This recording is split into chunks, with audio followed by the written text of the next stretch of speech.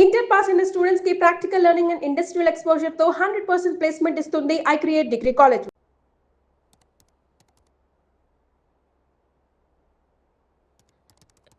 రామ్, భోజనం వడ్డించమంటారా?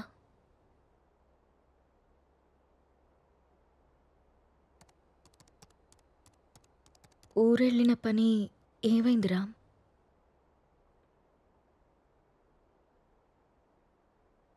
ఊరెళ్తున్నానని అబద్ధం ఎందుకు చెప్పావు రామ్? నేను చూశాను రామ్, నువ్వు ఎవరో అమ్మాయితో వెళ్ళడం. లీనా అంటే తనేనా రామ్?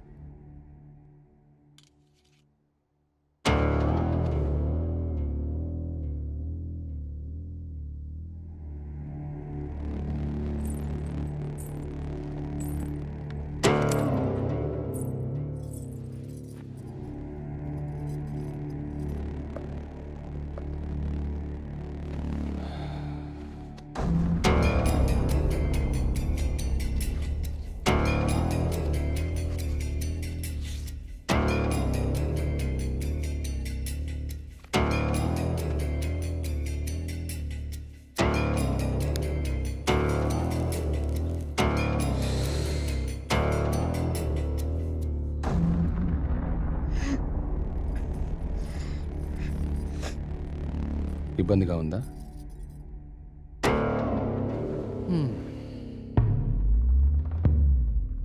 ఇలా అబద్ధాలాడి ఊరికెళ్ళడాలు, నా ఇష్టాన్ని సంతోషాన్ని దాచుకోవడాలు నాకు ఇబ్బందిగానే ఉంది. లీనా నా గర్ల్ ఫ్రెండ్. 1 year నుండి అఫైర్ నడుస్తుంది.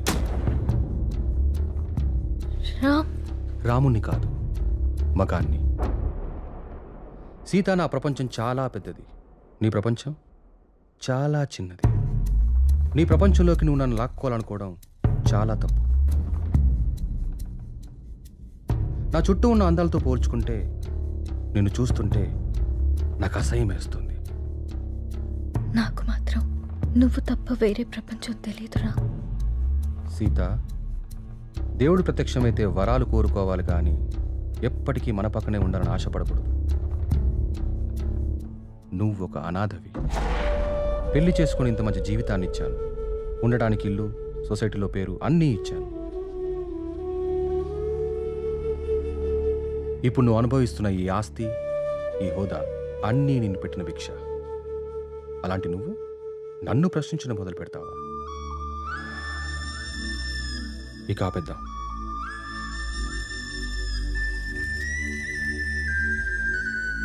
మనం విడిపోదాం. అలా మాట్లాడుకున్నాం ప్లీజ్.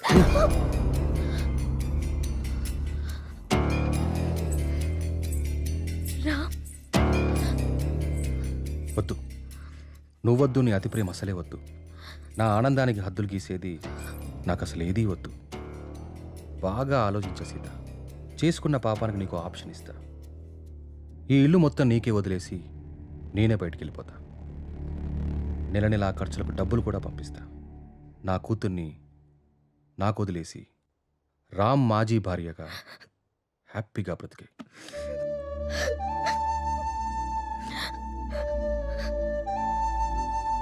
నీకెప్పుడైనా నా మీద కోరిక కలిగినప్పుడు కాల్ చేయి, వచ్చి వెళ్తుంటాను.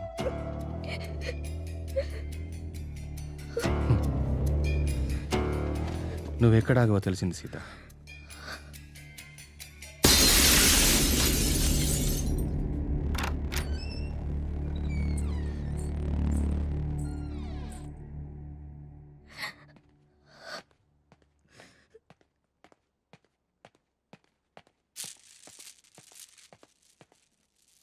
నాన్న కోపంగా ఉన్నారు, మనం వెళ్ళి పచ్చుకుందాం.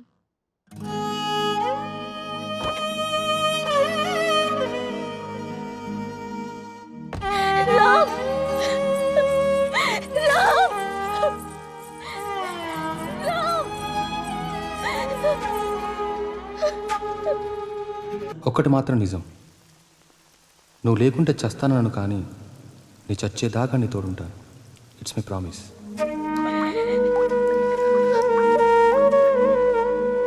అమ్మా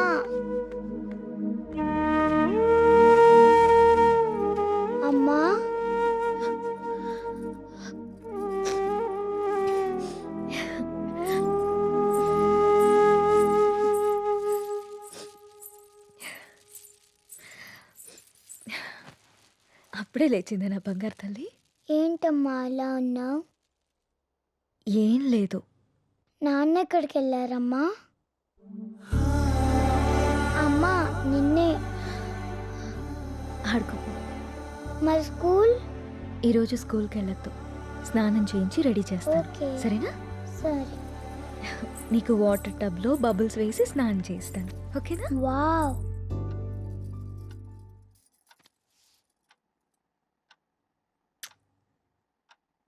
ఈ డ్రెస్ ఎందుకు వేసావమ్మా? ఎక్కడికి వెళ్తున్నాం మనం?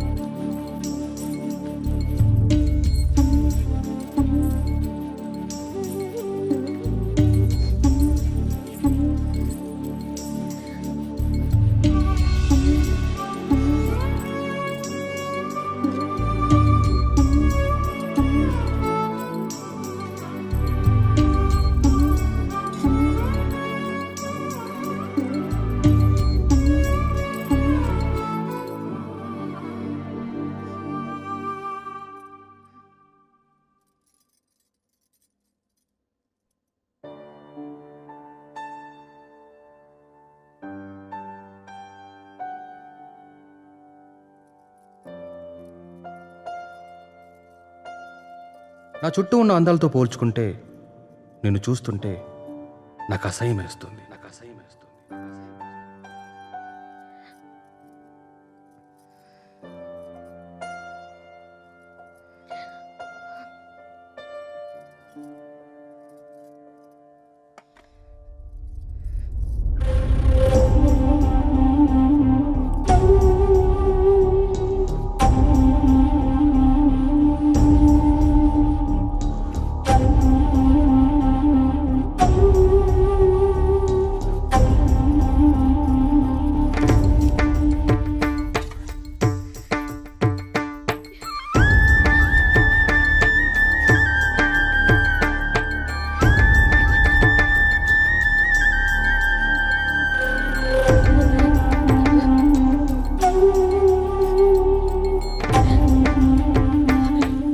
అమ్మా ఆకలి.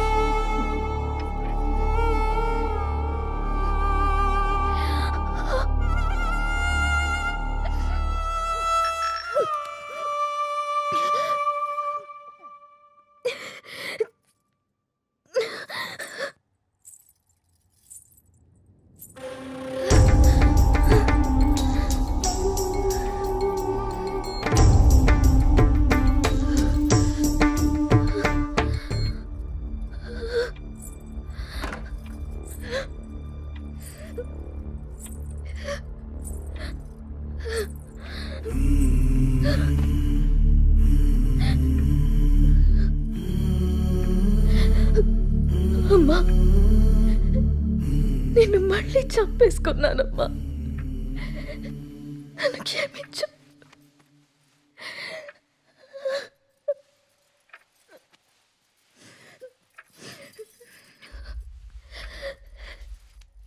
లాలీ లాలీ లాలీ లాలీ పచోరా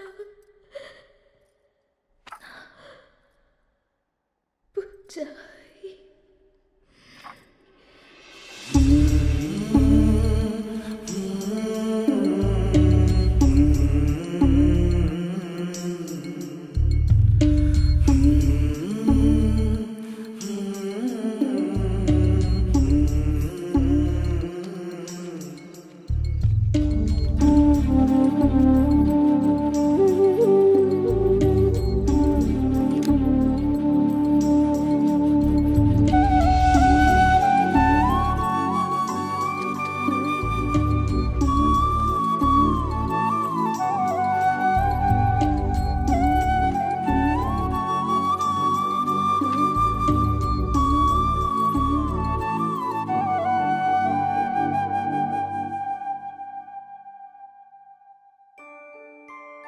అంజలి గీతిక ఇద్దరు చాలా క్లోజ్ ఫ్రెండ్స్.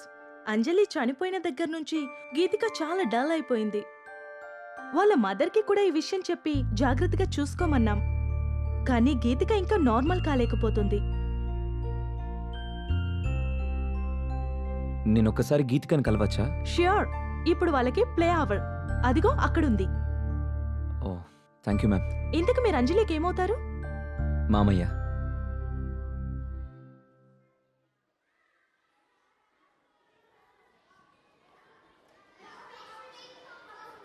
హాయ్.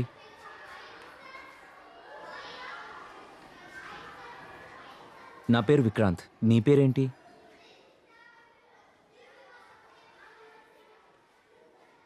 నాకు తెలుసు, నీ పేరు గీతిక.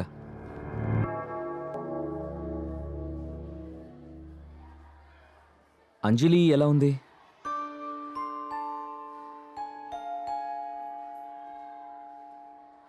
ఐస్ క్రీమ్ తిందమ్మా. నీకు అంజలికి ఇష్టమైన ఫ్లేవర్ స్ట్రాబెర్రీ ఫ్లేవర్. తిందమ్మా ఐస్ క్రీమ్.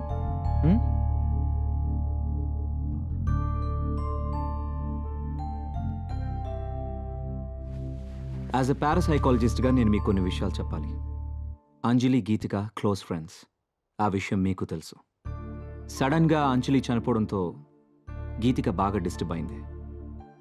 కానీ మీరు మాత్రం తనే మర్చిపోతుందిలే అని వదిలేశారు. చనిపోయిన అంజలి ఆత్మ కూడా గీతికని మిస్ కావడం మొదలుపెట్టింది. అందుకే అంజలి గీతికకు కనిపిస్తుంది.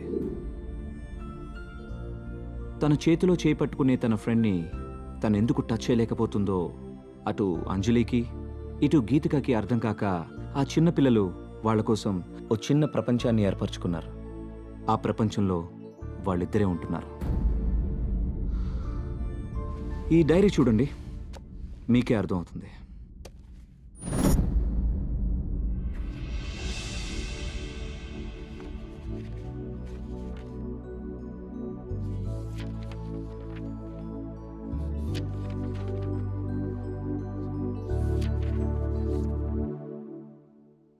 ఇంకా ఉంది, 4 పేజీల తర్వాత చూడండి.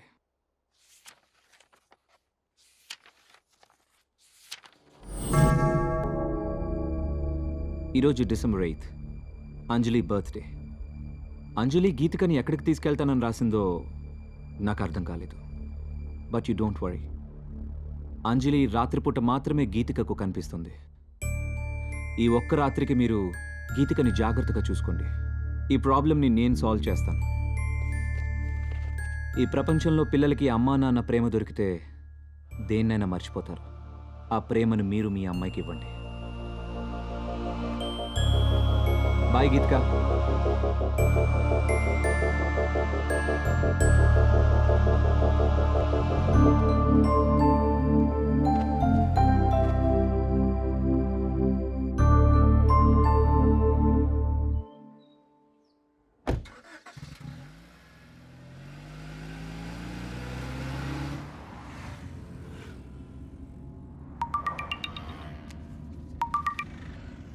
హలో. అరే విక్కీ, ఈరోజు హై లైఫ్లో పార్టీ ఉంది. నైట్ రామ్ అక్కడికి వస్తున్నాడు. నువ్వు కూడా వచ్చాయి. నీకోసం వెయిట్ చేస్తూ ఉంటాను. Okay, I'll be there.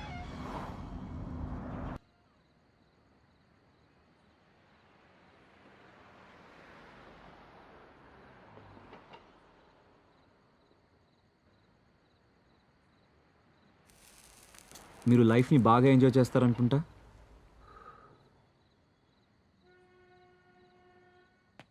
విషయం ఏంటో చెప్పు. ఎవరు నువ్వు? అసలు నన్నెందుకు ఫాలో అవుతున్నావు? నా పేరు విక్రాంత్. 3 months బ్యాక్ మీరు అమ్మిన విల్లాని నేనే కొన్నాను. విల్లాకు సంబంధించి నీకేమైనా ప్రాబ్లం ఉంటే వెళ్ళి ఏజెంట్తో మాట్లాడుకో. నా ప్రాబ్లం విల్లా కాదు సార్, మీరు. వాట్? నేనా? 3 months బ్యాక్ ఆ ఇంట్లో ఏం జరిగిందో తెలుసుకోవాలని వచ్చాను. అది నీకు అవసరం లేని విషయం. మిమ్మల్ని చూస్తుంటే నాకు చాలా ఆశ్చర్యంగా ఉంది సార్. 2 నిండు ప్రాణాలు పోవడానికి కారణమైన మీరు ఏ తప్పు చేయని వాడిలా ఇంత ప్రశాంతంగా ఎలా ఉంటున్నారో నాకు అర్థం కావట్లేదు. నా భార్య కూతురు సూసైడ్కి నేనే కారణమని ఊరంతా ఎలా అనుకుంటున్నారో నువ్వు అలాగే అనుకుంటున్నావు కాబట్టి నాకు ఆశ్చర్యం లేదు.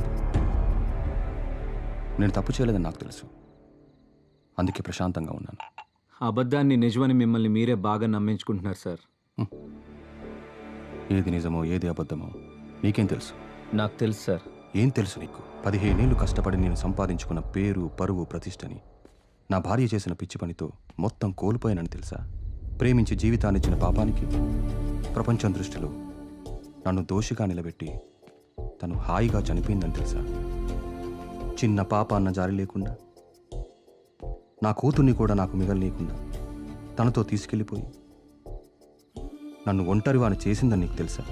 చేయని తప్పుకు శిక్ష అనుభవిస్తూ మనశ్శాంతిని కోల్పోయి నన్ను నేను మత్తులో ముంచుకునేలా చేసిందని తెలుసా? ఏం తెలుసు నీకు?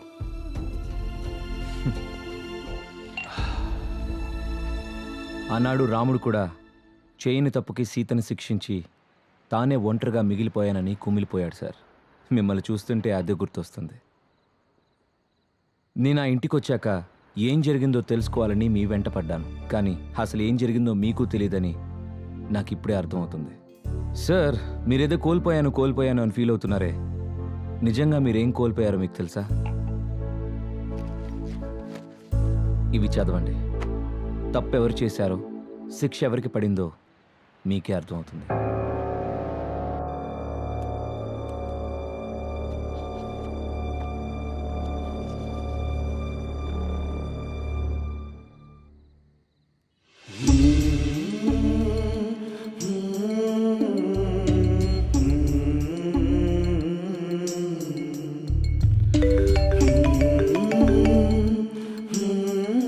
నాన్న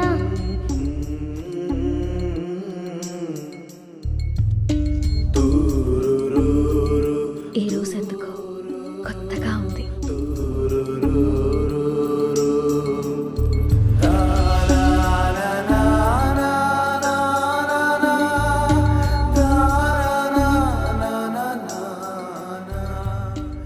అవి సీత తన కోసం రాసుకున్నవి.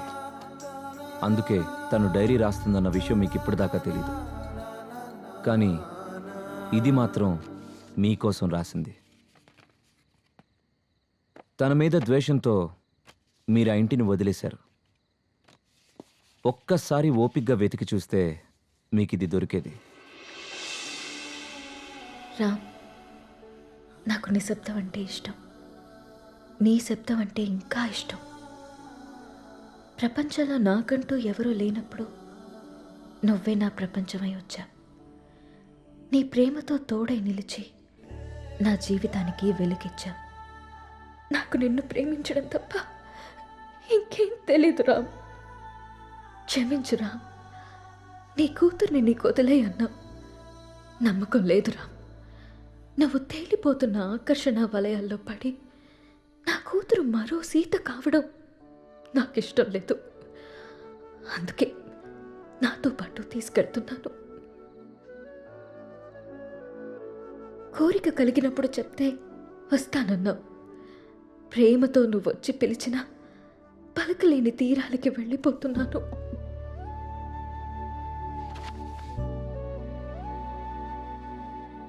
సార్, మగాడు నచ్చితే ప్రేమిస్తాడు, ఆడది నమ్మితే ప్రేమిస్తుంది. ప్రేమనిచ్చినంత సులువు కాదు సార్ నమ్మకాన్ని ఇవ్వడం. 7 అడుగులు వేస్తూ మీరిచ్చిన నమ్మకాన్ని 7 ఏళ్లు కూడా నిలబెట్టుకోలేకపోయారు. చచ్చేదాకా తోడుంటానని చెప్పారు సార్ మీరు మీ సీతకి. కానీ తను మాత్రం మిమ్మల్ని చనిపోయాక కూడా ప్రేమిస్తూనే ఉంది. అర్థం కావట్లేదు కదా సార్ నేను చెప్పేది? ఆ డైరీలో మీరు చదివింది వదిలేసి 4 పేజీల తర్వాత చదవండి.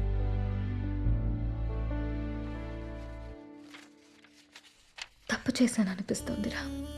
నిన్ను మార్చుకునే ప్రయత్నం చేయకుండా ఆత్మహత్య చేసుకుని తొందరపడ్డానేమో అనిపిస్తుంది. ఆ రోజు నువ్వు నన్ను వదిలి వెళ్ళిపోయాక నా జీవితంలో ఇంకేం మిగలేదనిపించింది. నీ చూపుల్లో ప్రేమనే తప్ప అసహ్యాన్ని, ద్వేషాన్ని చూస్తూ బతకలేననిపించింది. రామ్, మంటల్లో నేను కాలి బూడిదైపోయినా నీ పైన ప్రేమ ఇంకా బతికే ఉంది.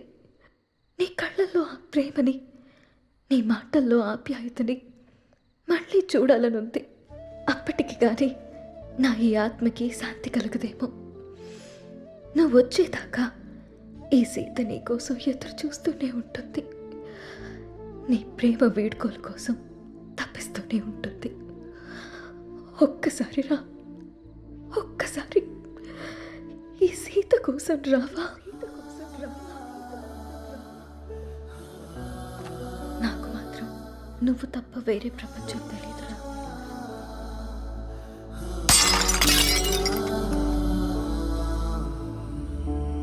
యాక్చువల్గా మా నాన్న అమ్మిన ల్యాండ్లో కట్టిన ఇల్లు సార్ అది. పుట్టబోయే నా మేనకోడలికి బహుమతిగా ఇవ్వాలనుకున్నాను. ఆ ఇంట్లో ఏదో జరుగుతుందని తెలిసి నా ఇల్లు దక్కించుకోవాలని వచ్చాను. కానీ నాకంటే మీకే ఆ ఇల్లు అవసరం. ఈరోజు డిసెంబర్ 8 మీ పాప పుట్టినరోజు.